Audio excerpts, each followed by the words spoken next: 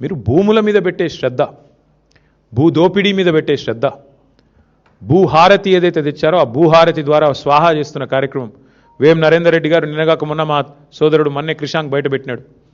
ఎట్లా కే సముద్రం మండలంలో అసైన్డ్ పట్టాలను రాయించుకున్నాడు, భూహారతి ద్వారా ఎట్లా స్వాహా చేసినాడు మా సోదరుడు బయటపెట్టాడు. నిన్న శంషాబాద్లో ఎంఆర్ఓ గారి కార్యాలయం మీద ఏసీబీ రైడ్ అయితే అక్కడ కూడా జరిగిన భూదోపిడి.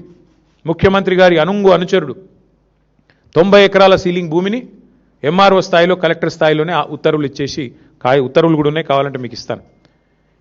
దోపిడీ ఎట్లా చేశారు? 1000 కోట్ల విలువైన భూమిని నిన్ననే ఏసీబీ రైడ్లో దొరికినారు.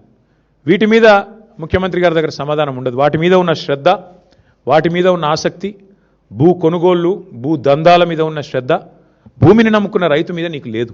ఇది వాస్తవం. ఉంటే పరిస్థితి ఇట్లా ఉండదు. అందుకే నేననేది ఉత్తమ్ కుమార్ రెడ్డి